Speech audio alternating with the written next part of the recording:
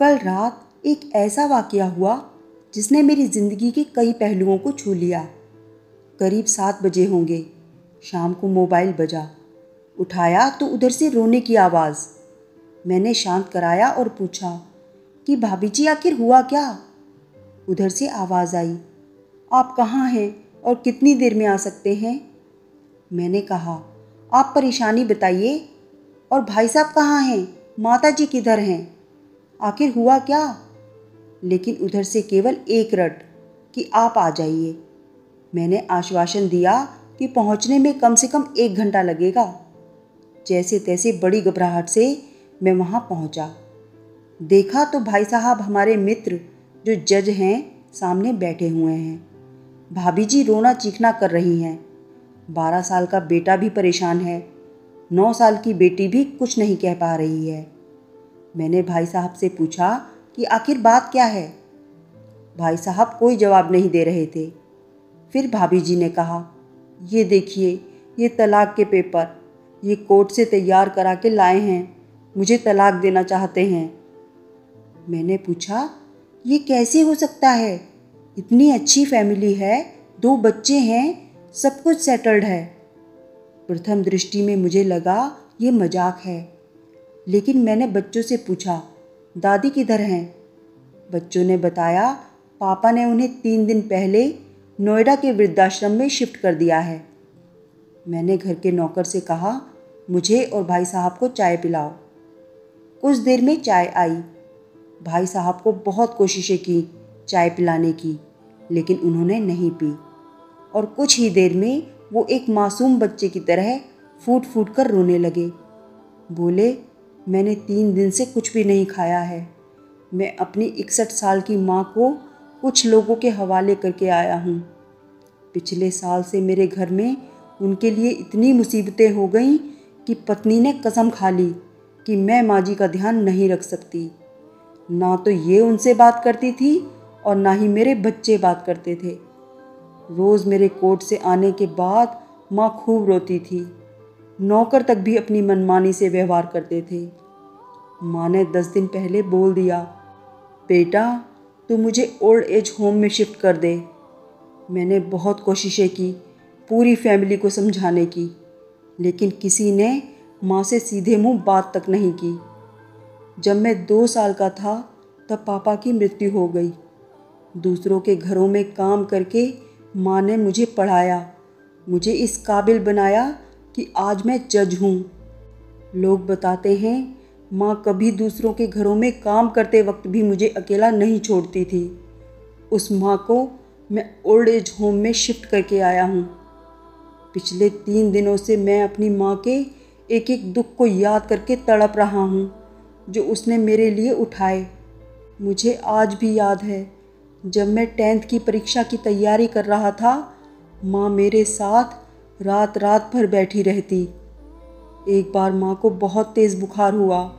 मैं तभी स्कूल से आया था। उसका शरीर गर्म था, तप रहा था।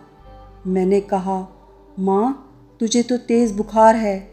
तो हंसते हुए बोली, अभी खाना बना रही थी बेटा, इसीलिए शरीर गर्म है।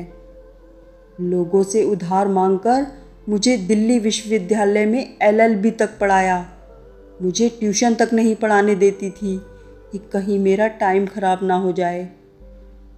कहते कहते रोने लगे और बोले, जब ऐसी माँ के हम नहीं हो सके तो हम अपने बीवी और बच्चों के क्या होंगे। हम जिनके शरीर के टुकड़े हैं, आज हम उनको ऐसे लोगों के हवाले कराए जो उनकी आदत, उनकी बीमारी, उनके बारे में कुछ भी नहीं जानते। जब मैं ऐसी माँ के लिए कुछ नहीं कर सकता तो मैं किसी और के लिए भला क्या कर सकता हूँ। आज़ादी अगर इतनी प्यारी है इनको और माँ बोझ लग रही हैं तो मैं पूरी आज़ादी देना चाहता हूँ। जब मैं बिना बाप के पल गया तो ये बच्चे भी पल जाएंगे। इसीलिए मैं तलाक देना चाहता हूँ। सारी प्रॉपर्टी इन लोगों के हवाले करके उसी ओल्ड एज होम में मैं रहूँगा। कम से कम मैं माँ के साथ तो रह सकता हूँ। और अगर इतना सब कुछ करके माँ आश्रम में रहने के लिए मजबूर है तो एक दिन मुझे भी आखिर जाना ही पड़ेगा। माँ के साथ रहते रहते आदत भी हो जाएगी। माँ की तरह तकलीफ़ तो नहीं होगी। जितना बोलते उससे भी ज़्यादा रो रहे थे। बातें करते करते रात के 12:30 हो गए। मैंने भाभी जी के चेहरे को देखा। उनके भाव भी प्रायश्चित और ग्लानि से भरे हुए थे। मैंने ड्राइवर से कहा, अभी हम लोग नोएडा जाएंगे। भाभी जी और बच्चे, हम सारे लोग नोएडा पहुँचे। बहुत ज़्यादा रिक्वेस्ट करने पर गेट खुला। भाई साहब ने उस गेट कीपर के पैर पकड़ लिए। बोले, मेरी माँ है, मैं उनको लेने आया हूँ। चौकीदार ने कहा, क्या करते हो साहब? भाई साहब ने कहा, मैं जज हूँ। उस चौकीदार ने कहा, जहाँ सारे सबूत सामने हैं तब तो आप अपनी माँ के साथ न्याय नहीं कर पाए। औरों के साथ क्या न्याय करते होंगे साहब? इतना कहकर हम लोगों को वहीं रोककर वह अंदर चला गया। अंदर से एक महिला आई जो वार्डन थी।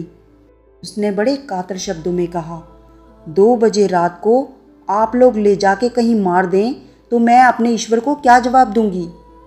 मैंने सिस्टर से कहा, आप विश्वास करिए, ये लोग बहुत बड़े पश्चाताप में जी रहे हैं। अंत में किसी तरह उनके कमरे में ले गई। कमरे में जो दृश्य था उसको कहने की स्थिति में मैं नहीं हूँ। केवल एक फ़ोटो जिसमें पूरी फैमिली है, और वो भी माँ जी के बगल में, जैसे किसी बच्चे को सुला रखा है।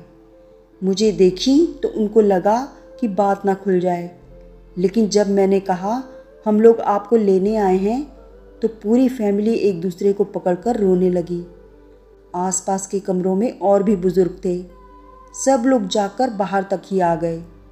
उनकी भी आंखें नम थीं। कुछ समय बाद चलने की तैयारी हुई। पूरे आश्रम के लोग बाहर तक आए। किसी तरह हम लोग आश्रम के लोगों को छोड़ पाए। सब लोग इस आशा से देख रहे थे कि शायद उनको भी कोई लेने आए। रास्ते भर बच्चे और भाभी जी शांत रहे, लेकिन भाई साहब और माता जी एक दूसरे की भावनाओं को अपने पुराने रिश्ते पर बिठा रहे थे। घर आते आते करीब 3:45 हो गया। भाभी जी भी अपनी खुशी की चाबी कहाँ है ये समझ गई थी। मैं भी चल दिया, लेकिन रास्ते भर वो सारी बातें और दृश्य घूमते रहे। माँ केवल माँ है, उसको मरने से पहले ना मारें। माँ हमारी ताकत है, उसे बेसहारा ना होने दें।